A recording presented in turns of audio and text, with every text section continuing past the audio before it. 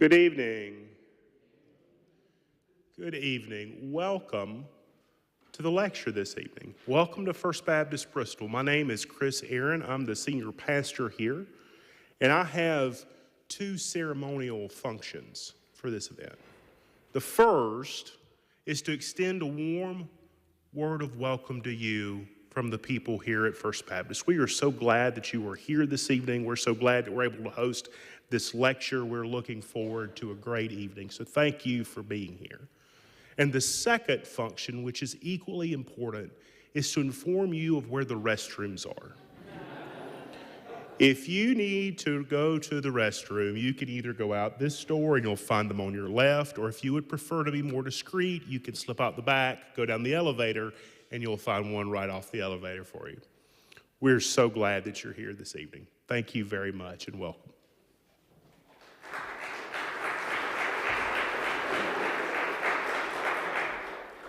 He got applause for that? I'm kind of amazed by that. I'm going to try and one-up him. My name is Martin Dodderwijk. I direct the King Institute for Faith and Culture. I also sit on the board of Arts Alliance Mountain Empire, and it's a great pleasure tonight to welcome you on behalf of both. This is a joint effort between these two organizations, both dedicated to explorations of beauty and truth here in Bristol, Tennessee. The King Institute for Faith and Culture was founded in 2007 as the Frederick Buechner Institute for Faith and Culture. We bring an annual speaker series, and we're grateful to First Baptist for having hosted us numerous times. And especially grateful with this event for First Baptist because it has been such a beacon of outreach in our community for so long. So thank you to this church, and thank you for those of you coming out on a beautiful spring evening to come hear about some things that matter. We have one more King Institute event, and I'm going to take a half a minute to tell you about it. It's on Friday night. It's at 7 o'clock at King's campus. We're bringing one of our alumni in, and he's going to present a documentary he's made. This is Silk Cozart. Silk graduated from King in 1979. He thought he was going to go into professional basketball, and he blew out his knee. And so instead, he went into modeling, and modeling led him into acting. And you've probably seen him in films. You may have seen him in Conspiracy Theory. You may have seen him in White Men Can't Jump. You may have seen him in any number of films. He's done a lot of television as well. I know what you're thinking, which is, Martin, what would have happened if you'd blown out your knee and couldn't practice history?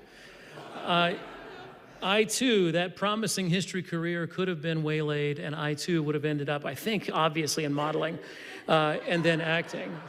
Just gonna throw that out.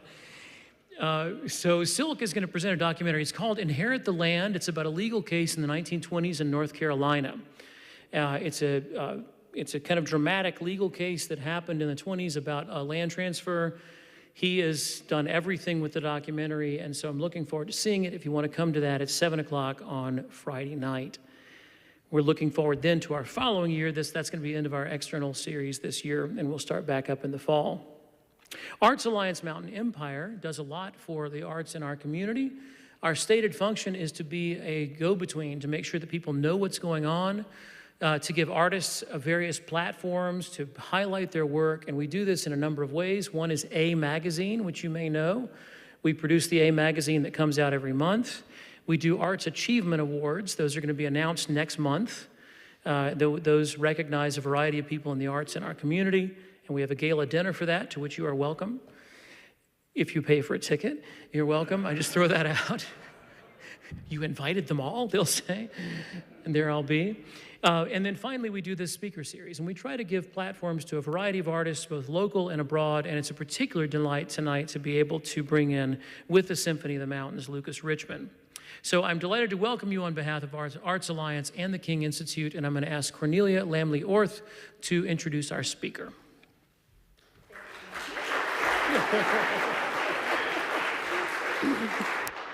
Good evening, and thank you so much for being here. And first of all, thank you so much to the First Baptist Church for hosting this event and also tomorrow's event.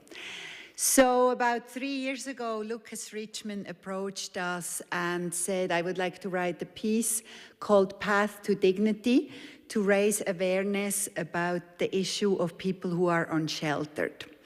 And Scott and I talked, and it didn't take a lot of talk, and we knew we really wanted to do that. A, because we love his music, and B, because this subject was a very pressing matter at that time already. So the piece is absolutely stunningly beautiful. The composer is back there. I'm not going to tell you his resume or his bio. You can read that online. But just a few sentences of what this has done to us and to our community. We have done outreach to various agencies, shelters, and food banks where our musicians and affiliated groups have performed for people who go for eating or for bed or who go for dinner at the table. I think we have done about 12 or 13 of those outreaches. We have involved universities and colleges, and the Academy of String has played. So we have been in places where people usually don't get live music. And we have told them, we hear you, we see you, we are here for you to play music. And what we have experienced has been absolutely amazing. In addition, I put together a schedule for Lucas. He asked for presentations. I was like, how much? As many as you want. And I was like, have you met me? So Lucas is talking to all colleges and universities and high schools and does the presentation here and one for Academy of Strings. And we just hope that we can get the talk started of us learning and learning about the problems, learning about what we can do to help. One event is here tomorrow night. We have about 10 of the Symphony of the Mountains musicians and Lucas Richmond performing a short concert. The Voices of the Mountains are going to perform. Afterwards, it's followed by a symposium that Chris Aaron has put together with leaders from agencies of our region, and a box dinner. The hope is we share music, we share an educational part, and we share a dinner together and hopefully leave with better understanding for each other. And this all got started with Lucas Richmond's idea. Please welcome our composer, Lucas Richmond.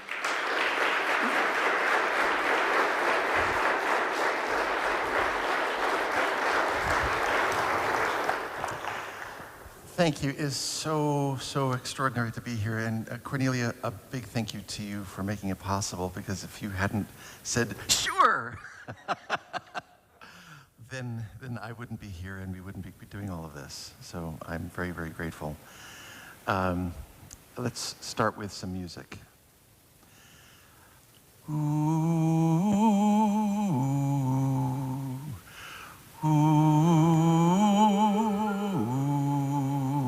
Once again.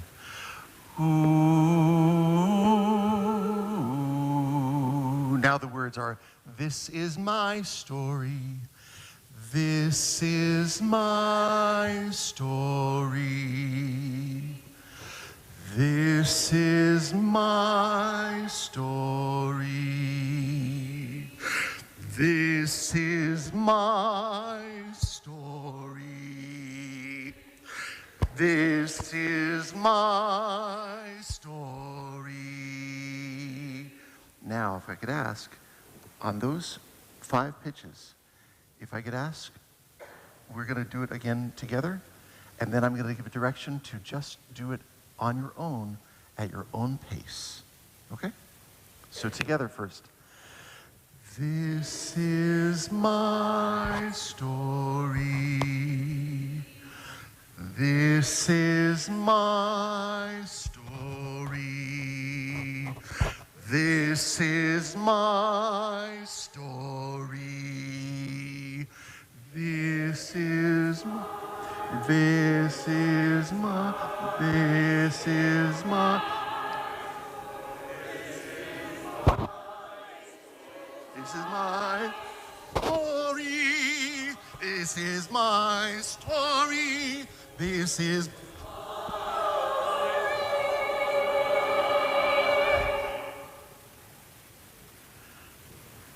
this, what you just sang, is the beginning of Concerto for Violin, Paths to Dignity. It's been a journey for me to create this piece,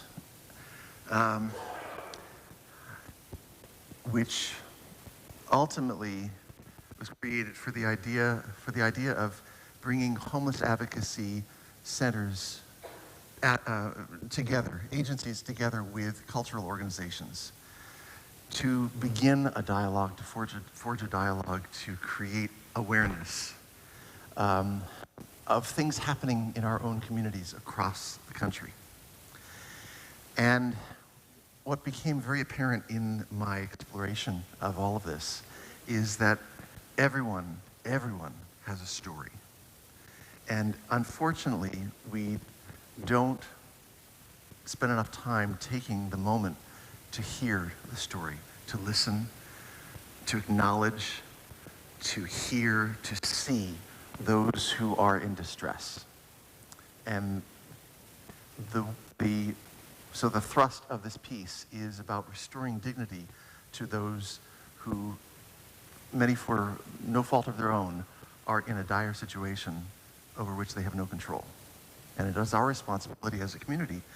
I am of the Jewish faith, and in the Jewish faith, there is the responsibility, the community has responsibility to make sure that everyone has food and shelter. Everyone in the community. And there's a word that is often thrown around. You have your offertory. In the Jewish faith, it's tzedakah, charity. So when people say, I'll give tzedakah.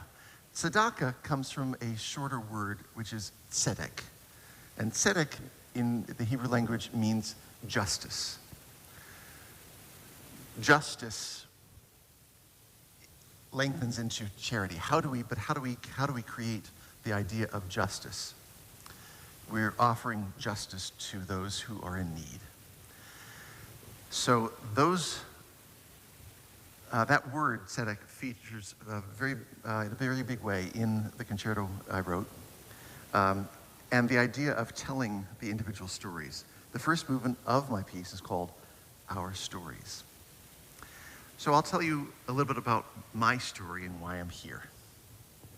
I grew up in Los Angeles and was very blessed to have parents who were in the film and TV industry and the theater industry, but I knew that it would be smarter for me not to do that, but to go into music. Because then I could do things, magical things that my father could not critique. And so I ended up, because it was in Los Angeles, I had the opportunity to do music in the concert hall and also in film and TV, conducting film scores and all the like, and doing theater productions as well. I loved musical theater, did a lot of that. And along the way, of course, as we all do, we have our friends that we gather and are supportive of us. So I have a cadre of dear friends that we affectionately called the Jewish Bowling League. And these are all musicians. We're all bad at bowling, but we would periodically go out and buy bowling balls and shoes for our friends when it was their birthday. I mention this because one of the members of the JBL, as we called it, is Mitchell Newman. Mitchell Newman spent 34 years as a violinist in the Los Angeles Philharmonic. And he just recently retired from the Phil and moved back to Philadelphia, where he had gone to school at the Curtis School when he was just starting out. I've written a lot of music for Mitch over the years, and he's performed it. I've been very blessed to have him play my music. When we started talking about writing new music, he said, he asked me if I would write a violin concerto. And I said, well, Mitch, I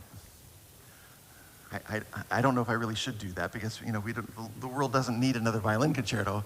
Bach and Brahms and Beethoven and Sibelius and Tchaikovsky, they all did it pretty well. But if I were to write a violin concerto, what would you want me to write it about? And he said, homelessness without a beat. I said, I can do that. I can do that.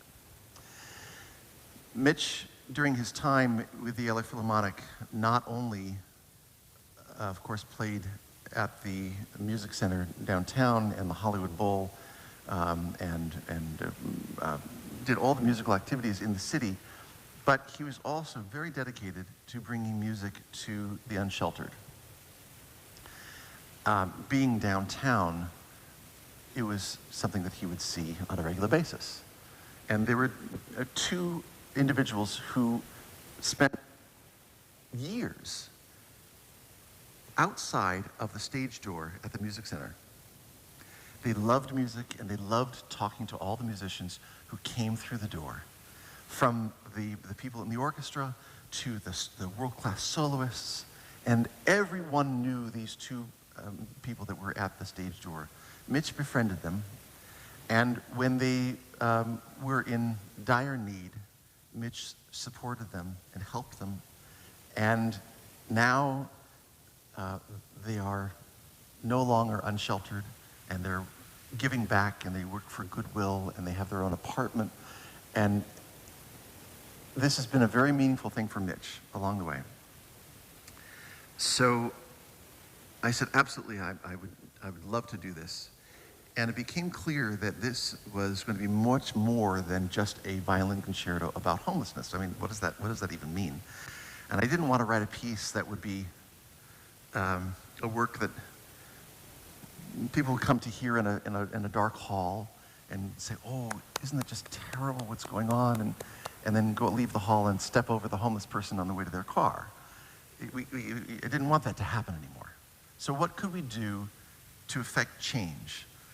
And so the journey has brought us to create the Paths to Dignity project, in which we, as I mentioned earlier, bring the homeless advocacy groups together with the cultural presenting organizations and start that dialogue. So that's why it is such a blessing.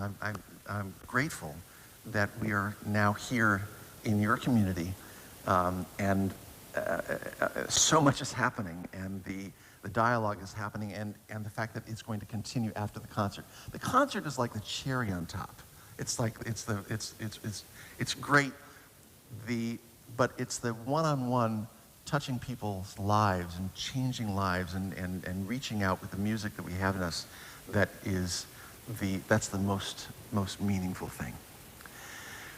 So far, we've had a chance to do this piece in Raleigh and in Kalamazoo. And in both of those places, the musicians that we've had do concerts at different homeless shelters. As musicians, we tend to get a little jaded. We show up, we rehearse, and we perform, and we're on our ivory pedestal of a stage, and we do our thing, and we garner applause and maybe an occasional standing ovation, and we say thank you very much, and it's lovely, and then we go back and we toast each other with a beer and go on to the next gig. When we go out into the community and we make the music, the reason that we started in music in the first place is because it touched something in us. And this is before it became a profession. It was something that we needed to do as a passion. Going into the homeless shelters reinvigorates that idea of this is a passion, because you get an immediate response. And it may not be the response at all that is traditional or expected, but it is the right response because it is unique and beautiful and true. In Kalamazoo, we had the Kalamazoo Junior Symphony performing. So it's a youth orchestra. We had about 15 kids at each of the homeless shelters. Well, actually, one was a rehab center, and another was a center for abused boys and girls. The response that these young people felt after they played their music, there was a woman at the rehab center in tears, and she had been at the rehab center numerous times. She spoke up right away and she said, "You're never going to see me again, but I need you to know that you have changed my life forever." I will never forget this, and I love you for that. I mean, can you imagine? Why don't you all say that when we play our Brahms? So for these young people to experience that immediately, that immediate visceral response, that's going to change them. They're going to remember that forever, and they will take that forever in their own performing lives. And that ability to reach somebody one-on-one. Well, what are we doing with our music? What is it? We're projecting sound waves. It's such an amazing, unique thing that we do. Music is what separates us from the animals. We all need food and shelter, but it's music that gives us the opportunity to express our emotions in a way that we can't with just words. And it is something that we can all feel. Whether or not you know how to make music, we all have music within us. You know that the heartbeat is a waltz? It's a waltz. Boom, boom, boom, boom, boom, boom. 1, 2, 3, 1, 2, 3, 1, 2, 3. You should all be dancing right now.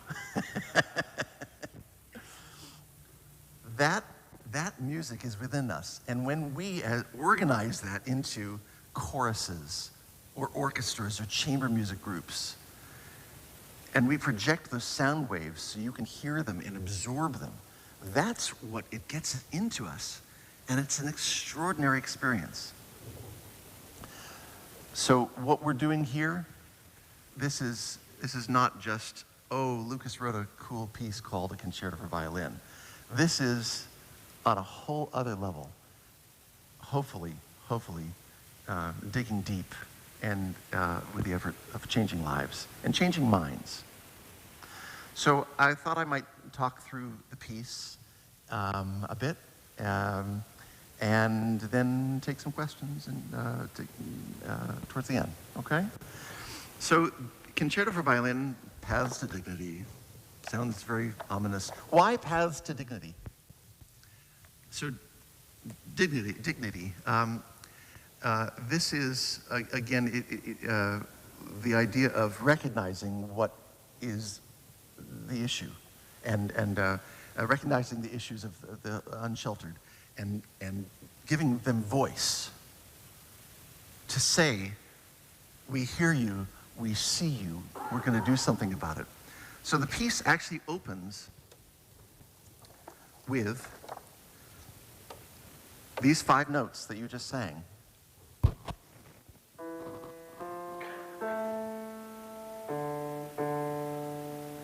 Played by a solo cello.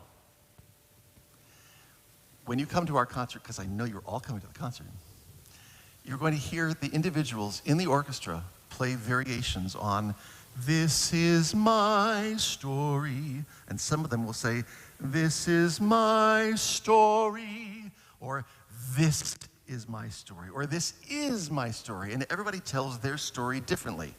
But all the individuals in the orchestra come together in this way.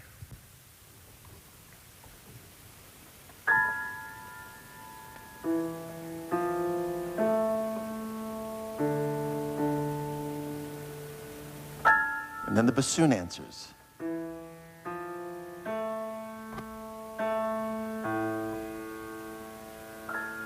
The clarinet tries it.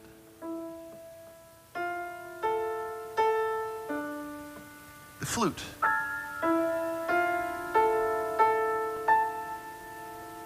A viola pipes in on a few notes. I just gave 1 note to the viola. There's a viola joke in there, but I'm not going to tell it. The oboe, the trombone, my story, and then what we did as an amalgam, everybody starts doing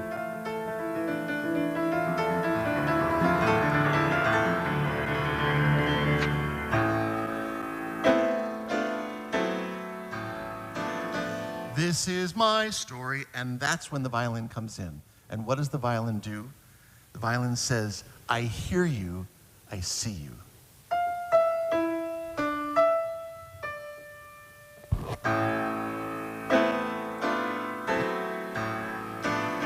I hear you, I see you.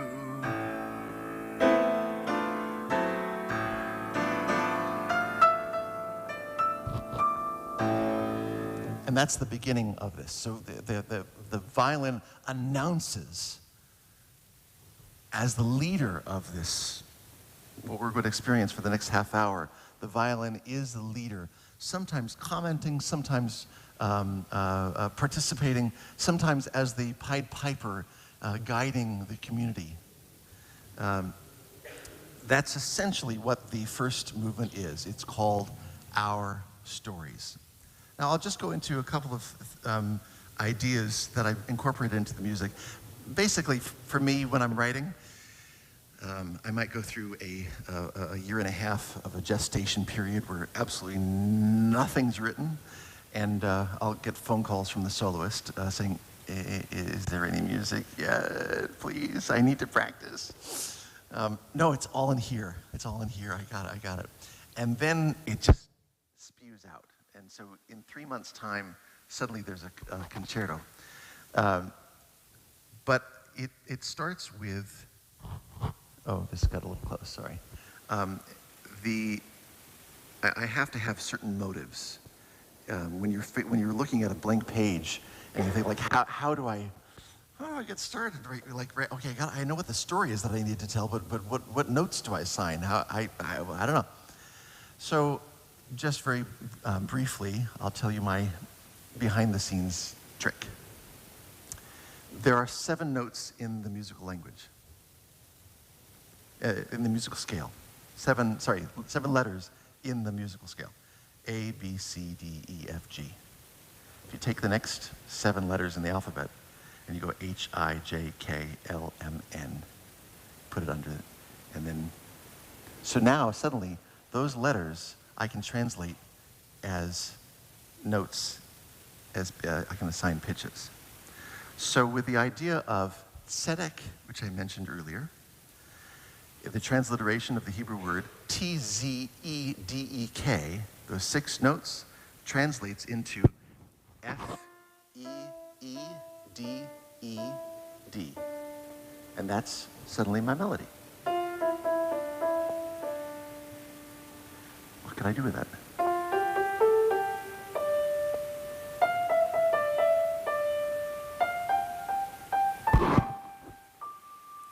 And it starts evolving into something else. Now, if I have those notes in this octave, what if I move one of the notes up and then go down the octave? And that's how we get, I hear you, I see you, and it's all built on the tzedek motive. The other motive that is in here is the word dignity, found most prominently in the very, very last movement. And the melody is this, the 7 notes, 7 letters in the word dignity.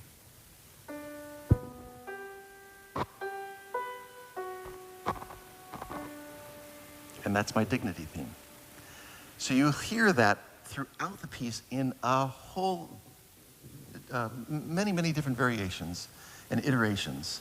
That dignity played against tzedek, as well as our this is my story motive. That is the crux of everything that's pulled and stretched, the thread that becomes the fabric, that becomes the tapestry of the piece, Paths to Dignity.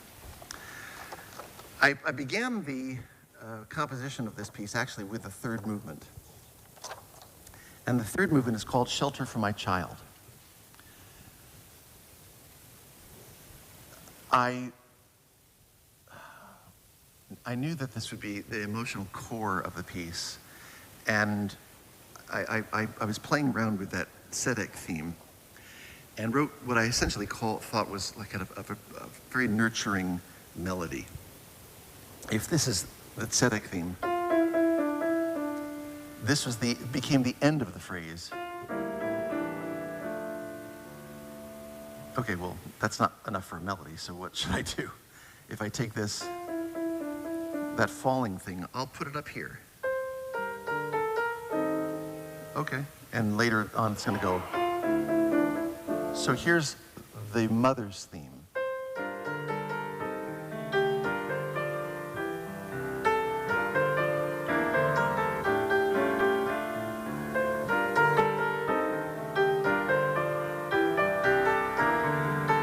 And here's Zedek. See how that fits together? At the beginning of that movement, I wanted to use the dignity theme as something underpinning. So again, now, as the composer, I have the right to do whatever I want with assigning enharmonic or accidentals, because it's up to me. So I can make it a D natural, or a D flat, or an F sharp, or an F natural, whatever I like, because I'm the composer. So in this case, I made it B flat and F natural. Instead of, I went, you hear the variation there?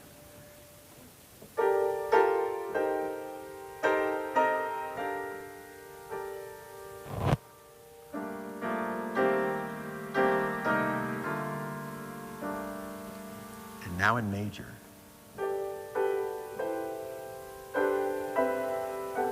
And the violin comes in.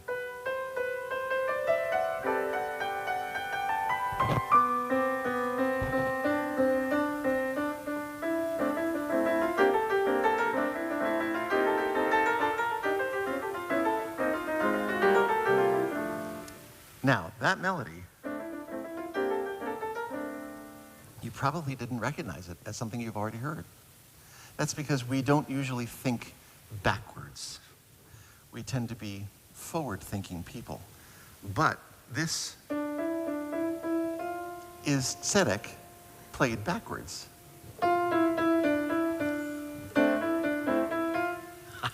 Gotcha.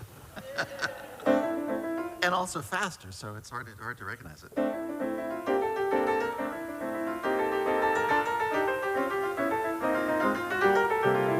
And the violin plays it.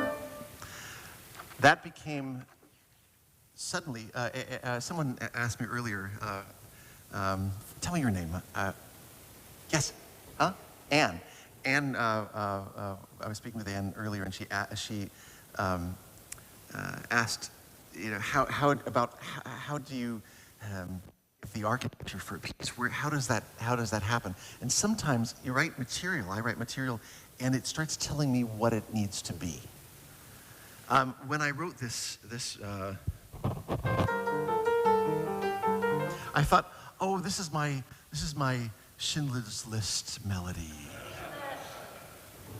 And so I thought, for sure, this is going to be that mournful violin, slow movement thing. And then I was very wrong, because the material started telling me it needed to be something else. And given the subject material, children don't like to be sad. They don't like to be sad, so the music isn't sad. That's the joy of the child in that piece. And it's as adults, we recognize that, we hear that music, and we get sad because we know what they're walking into or what situation they are. But they are not sad unless they're given reason to be sad. I also hid one more other thing in this. I have a son, and his name is Max. Just Max, not Maxwell, not Maximilian, just Max. And his name, M-A-X, translated into those three notes. So that became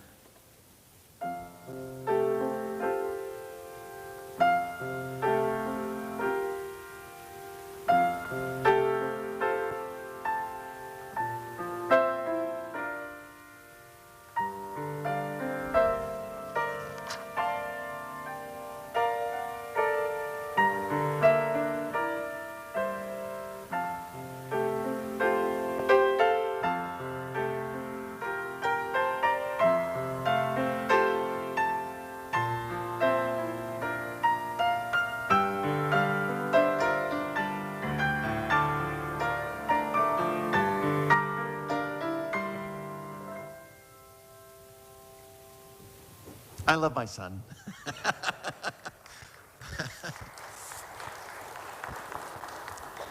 So I wanted to write him a good melody.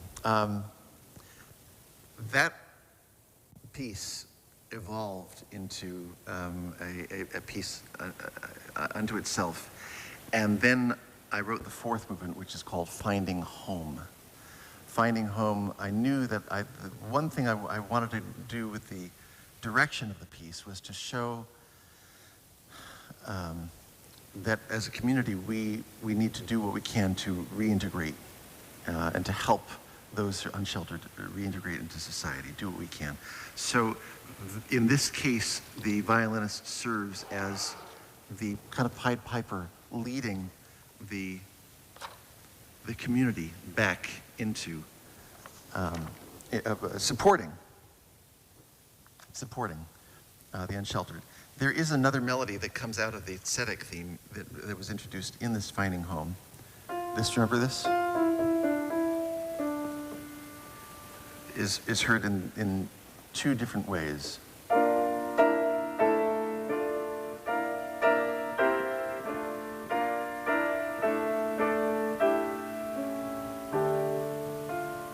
In a kind of a prayerful way. It's also heard in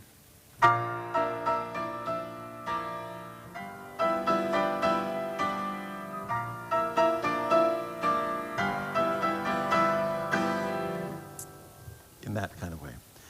The dignity theme, though, becomes the overlying thing that takes us to the end of the piece. Remember this? I turned it into a kind of a Bach, not of a Passacaglia, but in sorts.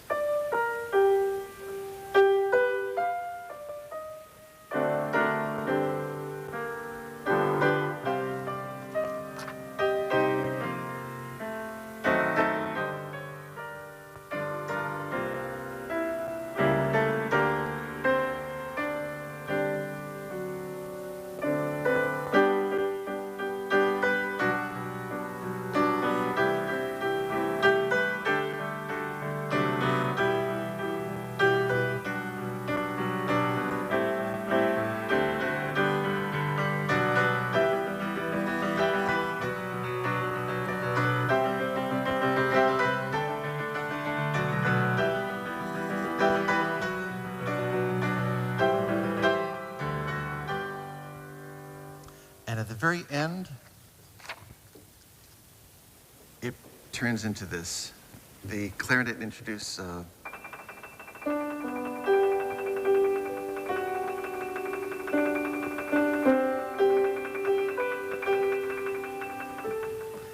and that turns into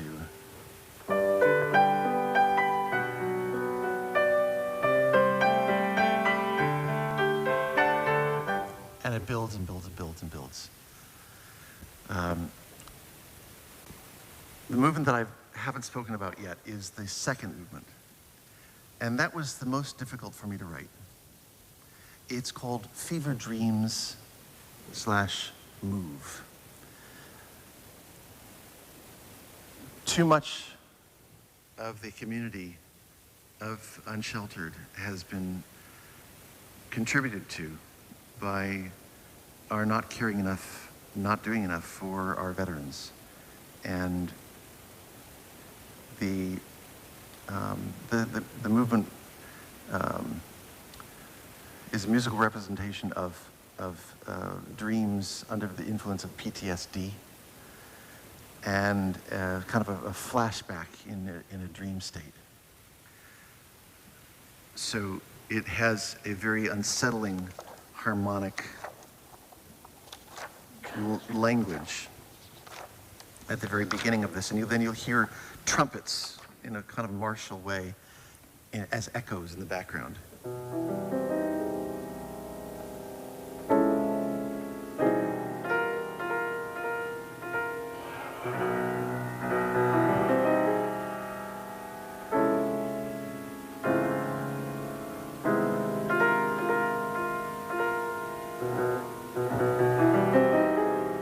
And it's that kind of very unsettling kind of tone.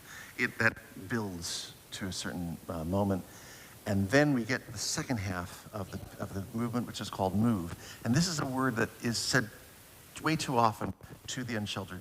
Get out of the way, get out of here, go someplace else. And so with that, I wrote a very frenetic, jazz-influenced piece that uses the dignity theme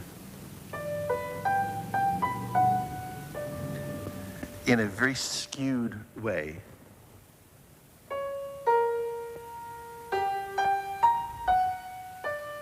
Can you hear the similarity of that, those notes? So from here, I went, and here's the harmony that goes behind it.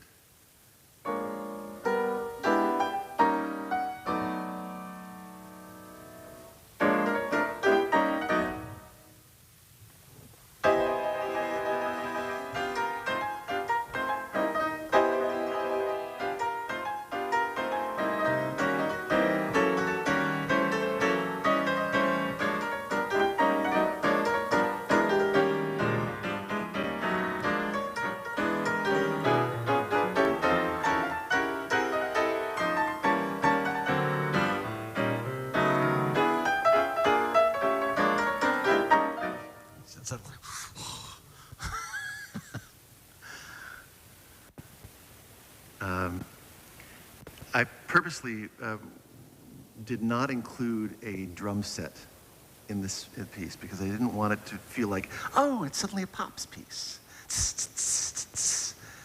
But in fact, the driving pulse of this are the basses, and the basses are walking through the entire thing, just driving, and snap, hit, snap.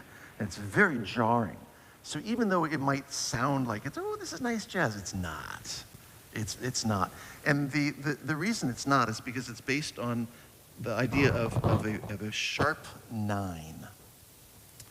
In music, you know that there's a triad for a chord, right? 1, 3, 5. If you go up another third, you get a 7. If you go up another third, you get a 9.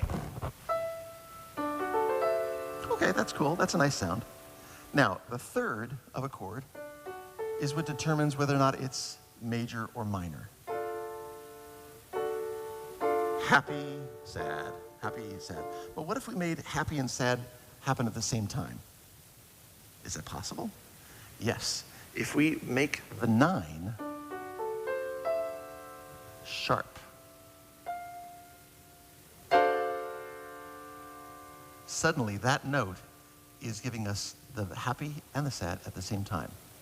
It's kind of like in the Jewish tradition, if you've ever been to a Seder, you have the choroset, which is wonderful chopped up apples and red wine, and that's supposed to be the filler of the, between the bricks that were laid in the formation of the temple. And you're also supposed to have the bitter herbs, which are the memory of all the tragedy that took place. And you're supposed to have it together, and it's called a Hillel sandwich. So my move is a Hillel sandwich in a musical form. I just thought of that, so anyway. So that is the music behind the Concerto for Violin, Paths to Dignity. And I hope for those of you who are not necessarily informed in music that it was clear enough to be able to discern what it was that I was talking about. If not, call me. So again, I am so grateful to be able to bring this piece to your community, grateful to the Symphony of the Mountains and all the collaborative organizations that are making this possible. We are essentially collecting advocates of this movement throughout the country, and we want this piece to be played.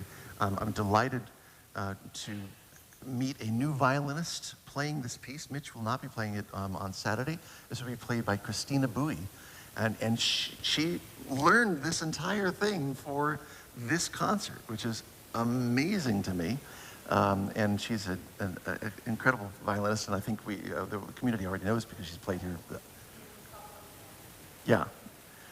So I'm really looking forward to hearing her play Paths to Dignity. So with that, I thought maybe if there are any questions. Yes? Oh, we have a microphone.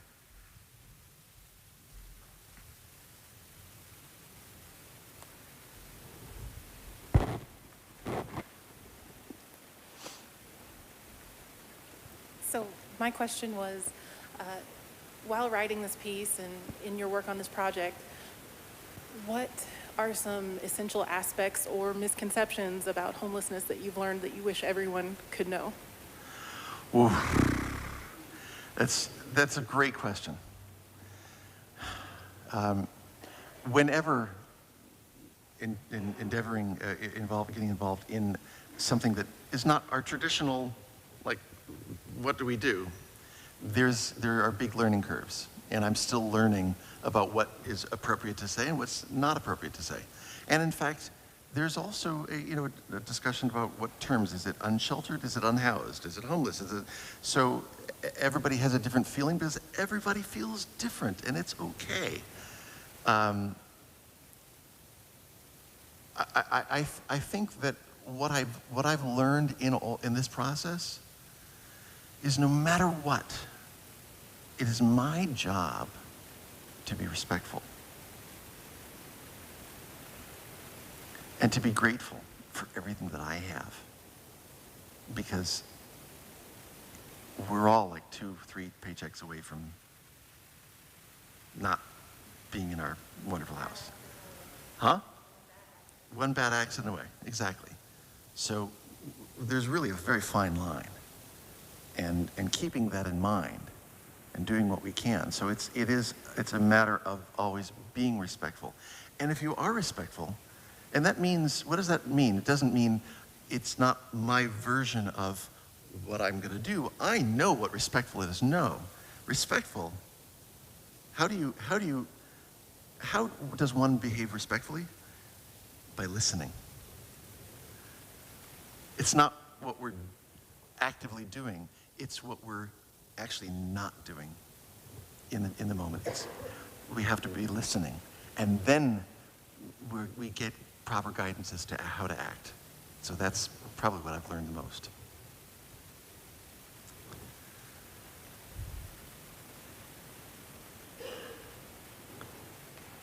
I've stunned you all.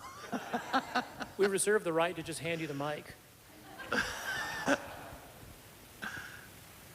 Anybody?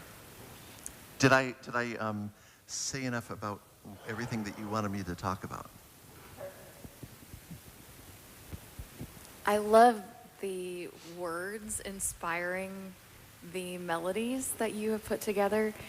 How many others of your pieces have you written like this? A lot. You can go to my catalog.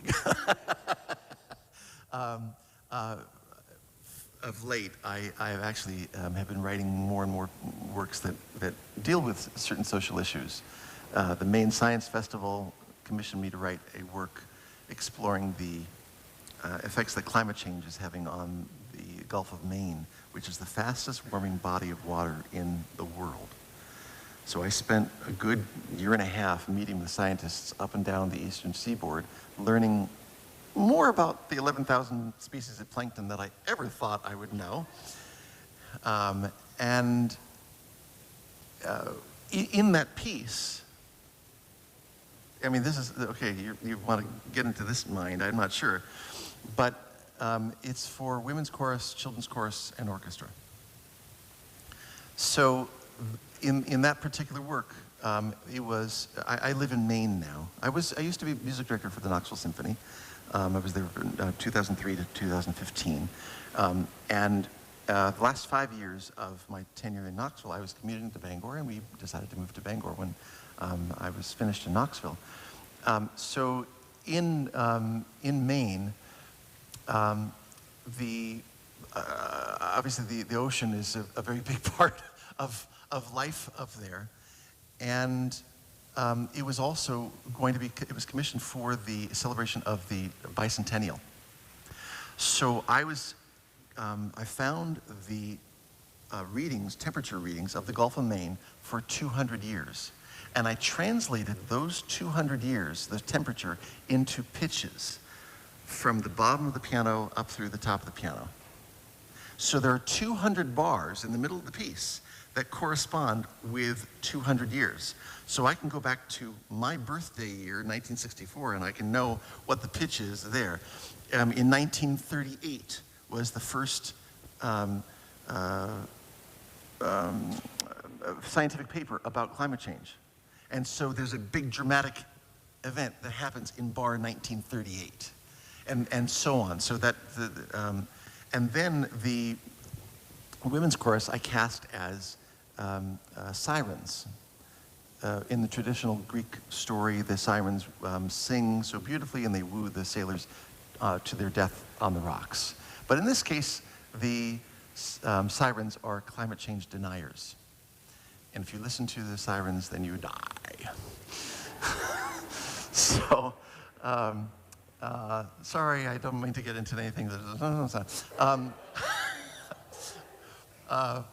but because it's originally Greek, I wrote a poem and then had it translated into Greek so the women sing in Greek.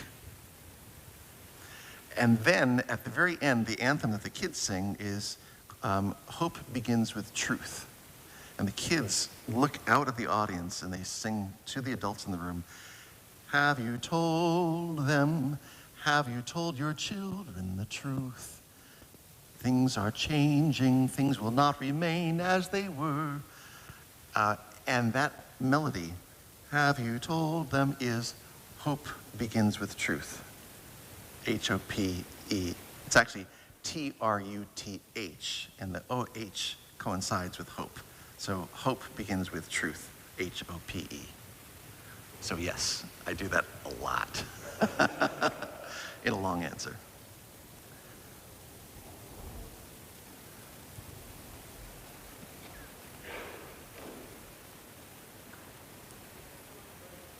Oh, this is the mic's not on?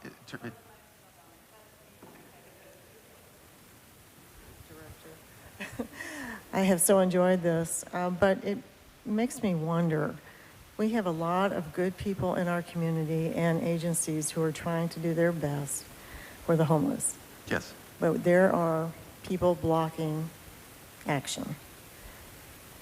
Have you ever gone back to the places where you have performed this music and tried to find out if you instilled some thoughts of action in people that didn't want to do anything to begin with? Thank you for the question. So we've only been doing this since November. November was the first performance of the third and fourth movement in Raleigh. Kalamazoo was in February, and so this is actually the second full performance of the piece.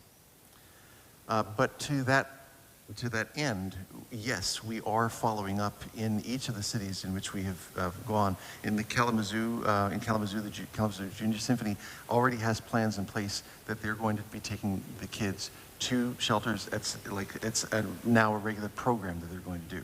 In terms of actually affecting change, we can't mandate what we can do, but we can hope to open eyes and ears. And one thing that Mitch and I, in traveling from city to city, can do, as I mentioned, we're collecting advocates, and we are ourselves a big part of this mission. And I'm learning a lot.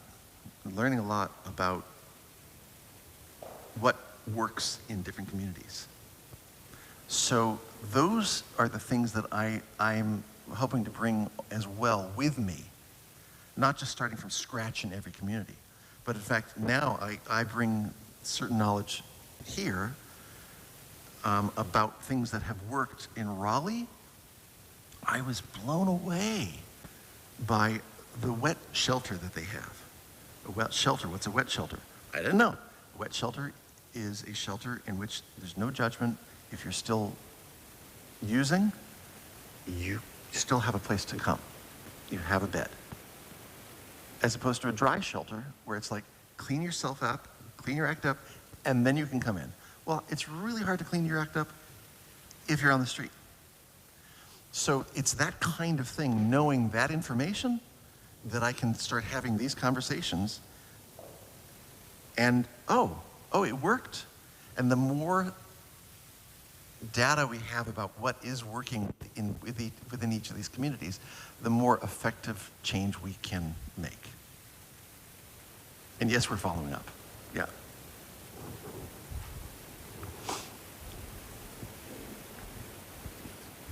I ran across this great quote the other week that said that novels are never really finished. The authors just quit writing. Mm. You mentioned dignity and justice. What words did not make it into this concerto that you wanted to include? Is there anything where you reached a point where you just said, I have to stop writing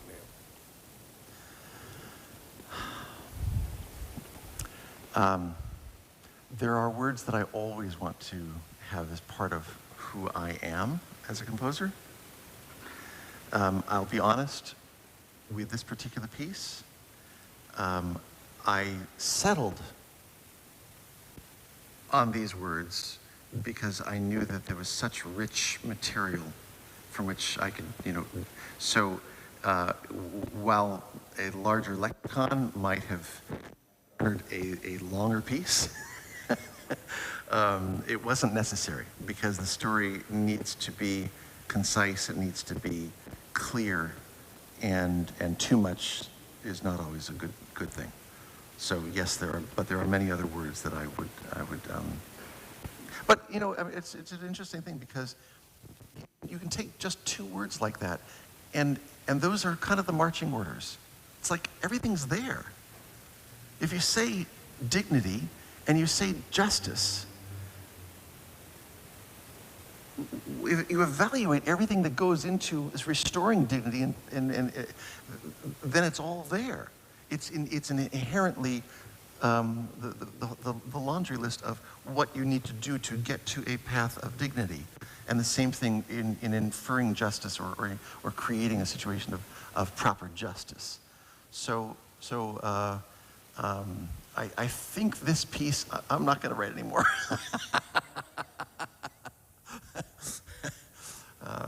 I might write another violin concerto, but it'll tell a different story. Yeah.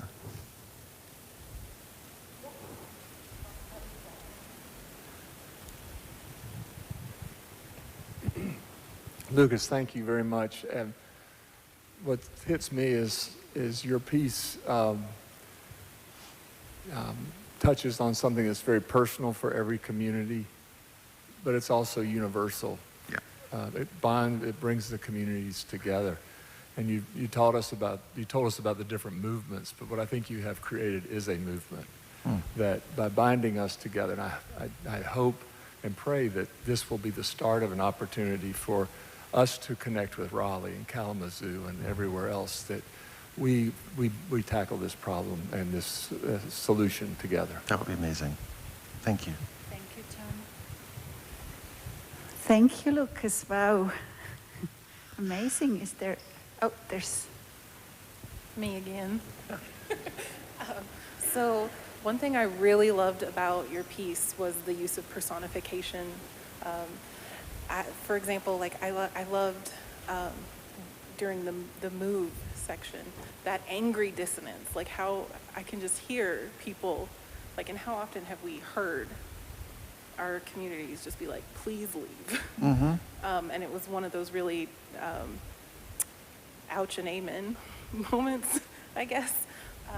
So my question was, what is your process during this piece? What was your process of picking which instruments would tell which stories? Oh, okay. How do I choose the orchestration? And the orchestration is definitely a big part of this because you've got the musicians in the orchestra, and they are the storytellers. We as conductors don't make any noise, or we're not supposed to. I tend to breathe a lot. It's like, oh, let's focus again. So the journey to orchestration was kind of an interesting one. And when you're working with a violin, at first I thought, okay, I was actually gearing all the orchestration to the second movement. And I had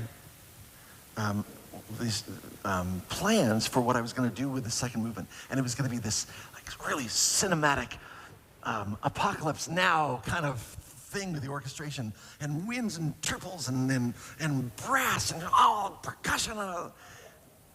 And you know what? You'd never hear the violin. So what I'm so grateful about is that by circumstance, I ended up writing for a chamber orchestra. And so it's 2 flutes, 2 oboes, 2 clarinets, 2 bassoons, 2 horns, 2 trumpets, 1 trombone, timpani, 1 percussionist, harp, piano, and strings. Suddenly, within the confines of a smaller grouping, now I've got to figure out how I'm going to tell the story that I put in the condensed form in the piano.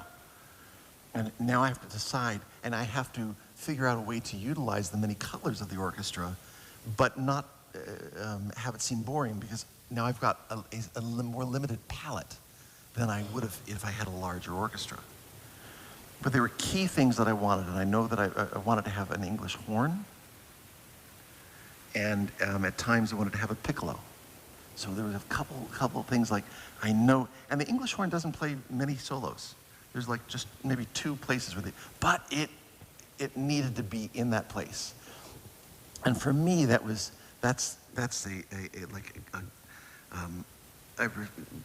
something right here in the core. That that's like right here. I can feel that when the English horn plays that. It's different from when the clarinet plays it just before. But when the English horn goes, it has it opens up in a whole other way. So I'm thinking about those sounds and how that story is going to be told. And I'm definitely thinking about who's going to do what when. And then, okay, well, if I use the English horn there, I can't use it there because it's not going to be the same thing. So I have to figure out what I'm going to do. So maybe I'll use a solo cello. And that's how the process kind of evolves. Yeah, and in fact, I was like, what am I going to do? I thought, oh, it's definitely trumpet. And then I went, oh, no, I can't do that. So what do? I have the trumpet go, and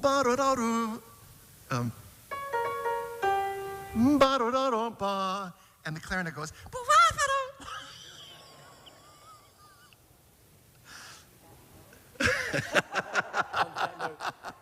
I happen to know from inside information that poor Lucas has to be at Dobbins Bennett at 7:30 tomorrow morning. So I'm going to go ahead and call a halt tonight. I will say that on behalf of the King Institute for Faith and Culture, one of the things that we try to do is find ways in which faith intersects with culture in a way that brings us together and helps us to do good things and be good people. And I think this has done that so well. I kept thinking as back to my seminary classes that the word tzedek shows up over and over again in the Old Testament, a book full of music. It's in the Psalms. And over again, singing about justice is a theme there in that ancient songbook. And here in that same tradition, we've had Lucas explaining his marvelous concerto to us today. I certainly hope that you will take the opportunity to join us tomorrow night here at 6:30 for a mini concert featuring Lucas and a symposium about these issues with Chris Aaron. Again, he'll say things you'll applaud because he's Chris. He'll be there about more than the bathroom. I mean, he'll mention the bathroom, but he will go on from that too. And then again on Saturday at 7:30? At 7:30 at Toy Reed in Kingsport, where the Symphony of the Mountains will perform Lucas's violin concerto. Please join me in thanking once again Lucas Richmond. Thank you.